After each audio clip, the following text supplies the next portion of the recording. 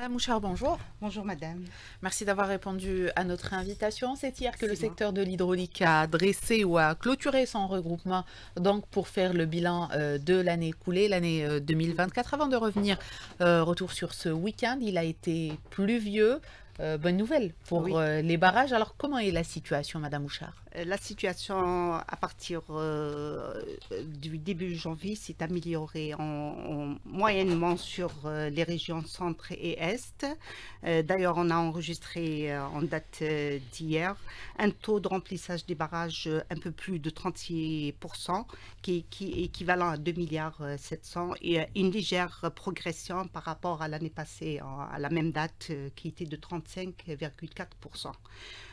Comme vous savez, les barrages, on a 81 barrages plus un barrage qui a été mis en service en 2024, mais pas encore exploité. C'est le barrage Djedra dans la wilaya de Djedra, de Sokaras, pardon. Et ils sont divisés par région. Dans la région ouest, on a enregistré hier 43,74%. La région du Chlef, malheureusement, c'est la région la plus impactée par la sécheresse ces dernières années. On a un taux de remplissage de ces barrages qui sont de 17 barrages à 11,17%. La région centre est une stabilité par rapport à l'année passée qui est de 17,6%. Et l'Est avec une légère régression par rapport à l'année passée qui était de 60% l'année passée. Cette année, c'est 55,44%. Quand même, dans la région Est, on a quand même 5 barrages qui déversent actuellement. Ils sont complets à 100%.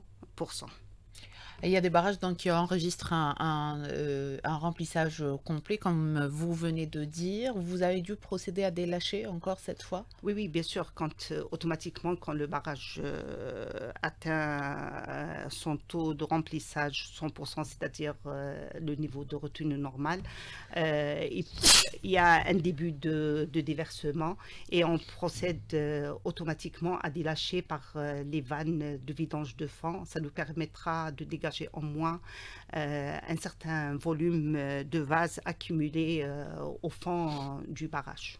Et c'est une question justement sur laquelle nous allons revenir. Mais avant, pour le sud du pays, on a vu, il a plu également cette année, mais en automne, c'était des pluies particulièrement importantes pour donc l'année dernière. Euh, Où en sont les barrages pour le sud? Oui, pour le sud, on a 3 barrages importants. C'est les 3 barrages Djof Torba et Brizina al-Beyad, Djof Torba al-Bchar et Brizina al-Beyad, ainsi que Siklafa au niveau de la wilaya de la Rouat. C'est un nouveau barrage qui a été mis en service en 2018-2019. C'est vrai, en automne, à la fin du mois d'août, pratiquement le barrage de Djof Torba était avec une réserve très minime, environ 11 à 15 millions de mètres cubes. En quelques jours, au 8 septembre, déjà, le barrage a commencé à déverser avec un volume de 247 comme réserve dans ce dernier. Alors, les apports, pratiquement, ils ont dépassé les 1 milliard 500 au niveau de ce barrage-là. Il y a eu des déversements très importants et bien sûr, il y a des déversements et des vidanges de fond qui nous a permis quand même de chasser un volume important de vases dans ce barrage-là. Et aujourd'hui, ils sont toujours, il est Djerf Torba par exemple, puisque Bien vous sûr, avez parlé oui. de ce barrage, le taux est toujours important, Oui, le le taux de taux il rempli. est toujours important, il est de l'ordre 88%. Bien sûr, parce il y a son utilisation pour l'alimentation en eau potable de la région de Béchar et ses environs. Béchar, Knetsa et Abadla. Il y a aussi pour l'irrigation de quelques périmètres, du grand périmètre Abadla. Sans oublier aussi, il y a le phénomène d'évaporation qui est très important dans cette région-là. C'est des volumes importants qui peuvent atteindre par année, c'est-à-dire de 80 à 100 millions de mètres cubes d'eau évaporée annuellement. Justement, le phénomène de l'évapotranspiration, il touche aujourd'hui plusieurs barrages, plusieurs régions du pays à des degrés différents. Vous Oui, bien venez de sûr. le dire, dans le sud, le phénomène est encore plus important. Est-ce qu'il y a aujourd'hui des solutions à l'étude où a laissé Madame Houchard? Bon, le phénomène d'évaporation, c'est un phénomène naturel. On peut pas faire grand-chose contre contre la nature. Comme vous le savez déjà, le territoire algérien, c'est un territoire semi-aride à aride. Plus de 90% de sa superficie, elle est aride.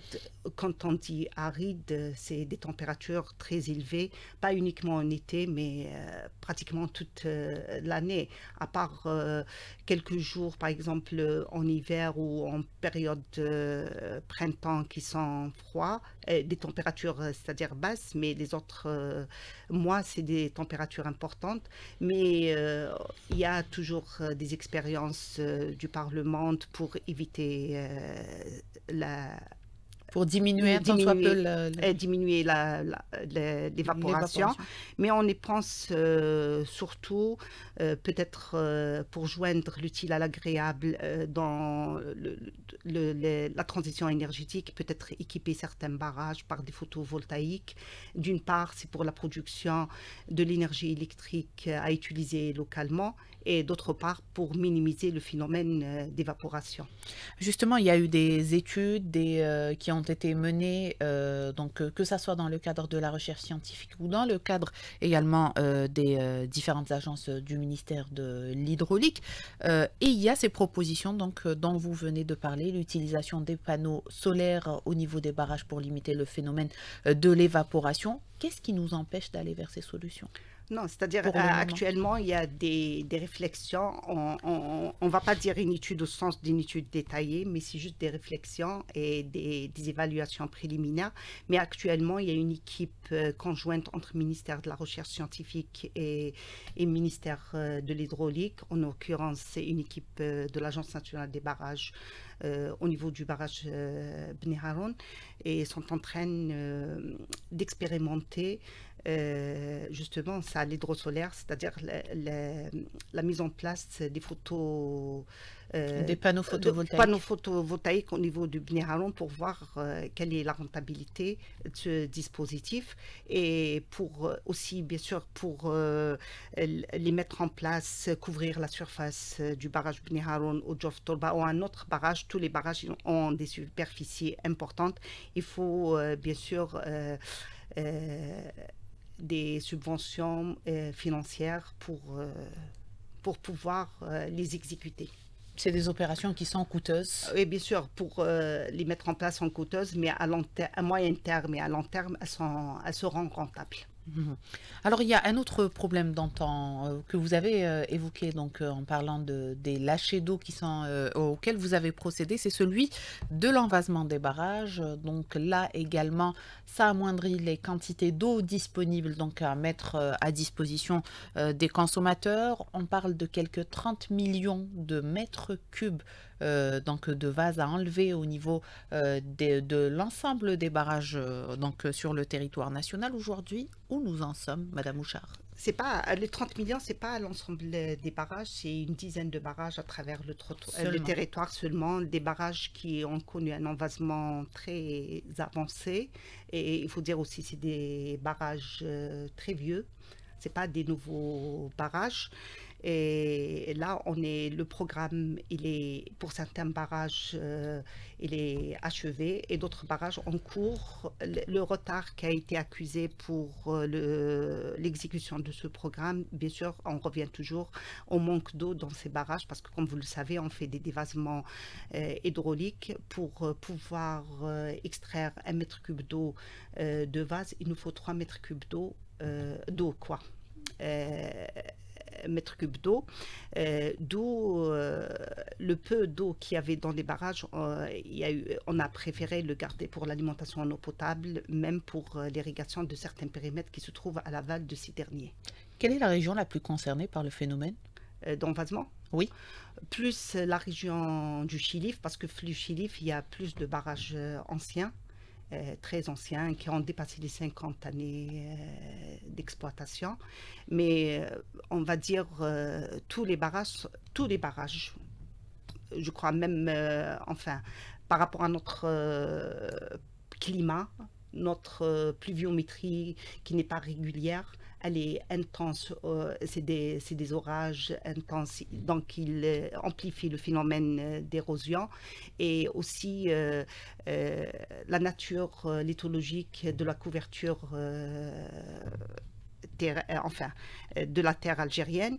Aussi, bien sûr, parfois, les feux de forêt, ils ont accentué le phénomène d'érosion. La construction dans les bassins versants, c'est-à-dire les mauvaises pratiques culturelles appliquées par certains agriculteurs, c'est ce qui accentue le phénomène d'érosion. Donc, on va dire l'érosion, c'est un phénomène naturel, mais des précautions sont mises en place avant la construction d'un barrage, c'est-à-dire on réserve toujours un niveau de dépôt pour le dépôt de cette vase dans nos barrages. Aussi, il y a des pratiques préventives, il y a le reboisement des bassins versants, la construction des digues pour stopper l'érosion dans les oueds, les corrections torrentielles. Tout ça est mis en place pour la prévention. Et dans le cas où il y a une important envasement dans nos barrages, on procède carrément au dévasement. Il y a des barrages que nous avons carrément perdus à cause de ce phénomène d'envasement. Oui, il y a des anciens barrages qui dépassent un siècle. Le barrage Mered dans la wilaya de Tipaza, c'est un barrage qui dépasse un siècle. Il y a le barrage de Foumelguis. On avait perdu, il était totalement envasé, mais on a procédé l'année passée et l'opération elle est toujours en cours pour dévaser mécaniquement, c'est-à-dire on n'utilise pas la procédure eau, on dévase mécaniquement ce barrage. On essaie toujours de récupérer ces barrages parce qu'il y a toujours une population derrière, ne serait-ce pour l'irrigation des terres agricoles se trouvant à l'aval. Et justement, il y a différentes méthodes. Vous venez de parler de deux méthodes donc, possibles pour le désenvasement des barrages. Pour les autres, est-ce qu'on privilégiait pas cette méthode mécanique pour justement préserver l'eau et gagner de l'espace au niveau de ces barrages? Oui, la méthode mécanique, elle n'est pas évidente, surtout les barrages, parce que mécanique, quand il y a assèchement total du barrage, c'est-à-dire un envasement et un assèchement, quand il y a une quantité d'eau, la terre imbibée d'eau, on ne peut pas procéder à cette pratique.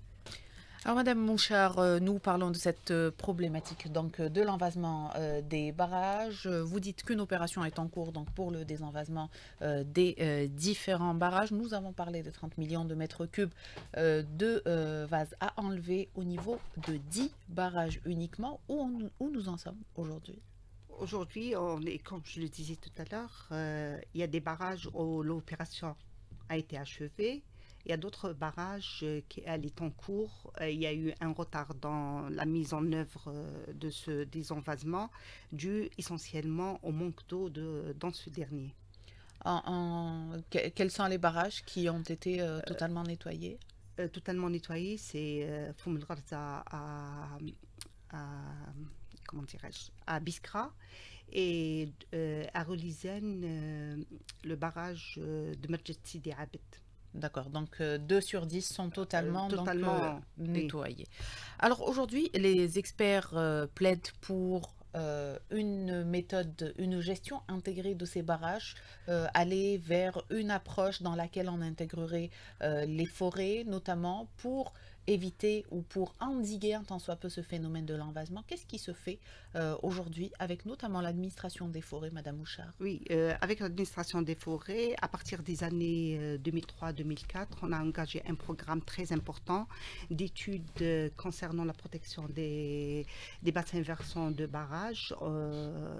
Pratiquement, on a balayé tous les barrages qui étaient déjà en exploitation, ceux qui sont en travaux, et on a continué à réaliser ces études, même durant les études d'avant-projet détaillé de nouveaux barrages. Ces études sont remises, bon, il y a pour la protection, donc il y a des protections qui sont pratiquement d'ordre aménagement hydraulique, ils sont pris en charge par notre secteur à travers les directions hydrauliques de Wilaya Bdaya, c'est-à-dire pour tout ce qui est correction torrentielle, construction de retenues collinaires pour freiner un peu l'envasement au grand barrage. Et pour tout ce qui est le programme qui relève de la Direction générale des forêts, en l'occurrence le reboisement et le gabionnage, la correction aussi torrentielle et, et la correction des pentes, il est transmis à la Direction générale des forêts pour l'intégrer dans son programme annuel de reboisement des bassins versants. C'est impacté aujourd'hui par les changements climatiques, Madame Houchard? Ça influe encore davantage? Ah oui, oui. Tout ce qui est, par exemple, l'érosion, c'est très impacté par les changements climatiques parce qu'on a eu des années, enfin des périodes très, très importantes de terres exposées au changement climatique. Il y a eu une déforestation due au feu de forêt, bien sûr, et il y a un défrichage des bassins versants aussi. Et puis, avec les changements climatiques, on a tendance, vous l'avez remarqué ces dernières années, on l'a vu hier dans les wilayas de Jijil, de Bdjaya et tout, il y a eu des intensités de pluie très importantes dans un laps de temps très, très court qui a fait un arrachement des terres et des écoulements avec des éboulés, avec un charriage important de terre. Et qui se retrouve donc au Bien niveau... sûr, dans les retenues de barrage. Ah, autre question, Madame Houchard, l'été, ça se prépare déjà donc au niveau des ressources hydriques. On a vu au niveau du département de l'hydraulique, Oui, oui. on a vu les barrages commencer à se remplir avec ces dernières pluies. Qu'est-ce qui est fait? Qu'est-ce que vous préparez au niveau de l'Agence nationale des barrages et transferts pour justement la sécurisation de la consommation des ressources en eau en été? Bien sûr, pour l'Agence nationale des barrages et transferts, on essaye, enfin pas on essaye, on y travaille pour maintenir la ressource en eau dans les barrages avec sa gestion rationnelle et tout en s'engageant à la maintenance et l'entretien des barrages en continu, c'est-à-dire maintenant, par exemple, c'est la période hivernale. Il y a eu, bien sûr, il y aura un apport, là où il pleut, bien sûr, il y aura un apport en sédiments important. Donc, on va travailler sur le nettoyage des équipements, le nettoyage des prises d'eau pour ne pas avoir un problème. On va se retrouver dans une période où on aura un besoin accru à l'eau. On ne peut pas le donner dans ce barrage-là. On va y aller vers le nettoyage surtout et la maintenance des équipements hydromécaniques on va essayer de notre mieux pour ne pas avoir des incidents lors de la période estivale. Et là, les moyens, la question des moyens ne se pose pas. Est-ce qu'il n'y a pas de manque de moyens comme pour d'autres opérations, notamment par exemple pour la mise en place de cette expérience pour les panneaux photovoltaïques au niveau des barrages? Est-ce que là, les moyens sont disponibles? Non, non, pour l'instant, les moyens ne sont pas disponibles. Il n'y a pas la maturation d'abord, la maturation de l'idée, elle n'est pas encore... Ça, c'est pour le photo, mais je parle de l'entretien des Bon, barrages. Aujourd'hui, est-ce que nous avons oui, les moyens non, mais nécessaires les au niveau moyens de la NBT? nécessaires pour pouvoir nettoyer, entretenir les barrages. Il y a un budget annuel qui est dédié à cette opération. Il y a également des projets qui sont en cours, Oui, il y a Madame des Bouchard? projets, bien sûr, il y a des projets de barrages qui sont en cours. On a 4 barrages à travers le territoire national. On a 2 dans la wilaya de Tizi Ouzou. C'est le barrage Sourtleta qui est très avancé. Normalement, au courant de l'année 2025, sera mis en service. Il va renforcer, bien sûr, l'AEP de la wilaya de Tizi Ouzou ainsi que le couloir Boumerdès et Alger. Il va rejoindre en quelque sorte le barrage Taxet. Il y a le barrage Sidi Khalifa dans la région de Asfon, toujours dans la wilaya de Tizi Ouzou, qui a commencé, qui est en début de ses travaux. Il y a le barrage Bokhroufa dans la région, dans la wilaya de Tarof. Il est dédié bien sûr à l'irrigation de la plaine de Tarof. Et le barrage Le Zarg, un petit barrage Le Zarg dans la wilaya de Khanchla. Donc un seul sera mis en service cette année, celui De Sourtleta, Inch'Allah aussi, celui de Bokhroufa. Très bien. Alors, En plus des barrages, il y a les transferts aujourd'hui qui sont donc à la charge également de MBT, l'ANBT, oui. qui permettent donc de donner de l'eau quelque part aux wilayas les Oui, moins oui. bien lotis. Là aussi, il y a d'importants travaux qui ont été lancés, notamment, je cite le barrage, le transfert des hauts plateaux. Aujourd'hui, est-ce qu'il y a de nouveaux transferts qui sont en cours? Oui, oui, bon, il y a les transferts qui sont déjà existants et sont importants. Il y a le transfert de Bnei Haroun qui nous permet d'alimenter quand même 6 à 7 wilayas en eau. Le transfert de Bnei Haroun, il arrive actuellement jusqu'à la wilaya de Soqaras. L'alimentation en eau potable de Soqaras pour la sécuriser. Il y a le transfert des hautes plaines sitifiennes de Djidjel et de Bdjaïa vers Sitif et Borj Bouarerich. Il y a le transfert Mao, malheureusement, ces dernières années, l'aménagement Mao, Chilif, Kerada, il a connu un niveau de sécheresse très important. Ce transfert, il est très important pour l'alimentation en eau potable des wilayas de Mascara, Oran, Mostaganem et même Relisen. Il y a les transferts. Actuellement, on est en train de réaliser aussi les transferts pour l'alimentation en eau potable à partir du barrage de Kefdir vers Tipaza. Et ce barrage aussi, à moyen terme, il alimentera les wilayas de Chlef et de Ain Defla. Et aussi, il y a un transfert dans la wilaya de Béchar, c'est pour la sécurisation de l'alimentation en eau potable de la wilaya. C'est un transfert du champ captant d'El Gatrani, ça c'est pour le transfert des eaux souterraines. Champ captant de Gatrani sur pratiquement presque 300 km pour renforcer l'alimentation en eau potable de 80 000 m3 jour de Béchar et d'Abada et le Knetsa. Alors, il y a ces transferts que vous êtes en train de réaliser. En même temps, il y a les transferts qui sont en cours de réalisation pour les stations de Ah dessalement, oui, donc là, qui relèvent d'une autre entreprise. entité. Est-ce qu'il y a justement un travail commun qui est fait entre les deux agences pour éviter qu'il y ait peut-être une région moins bien lotie qu'une autre, pour qu'il y ait une équité en matière de distribution de la ressource? Ah, bien sûr, ce travail il se fait quotidiennement au niveau du ministère de l'hydraulique. C'est là où il y a la coordination entre les différentes ressources et usagers.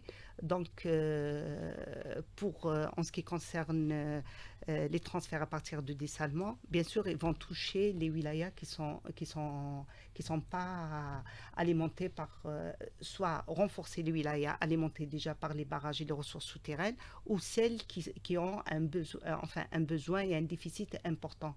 Comme vous le savez, le dessalement ira jusqu'à 150 km à l'intérieur,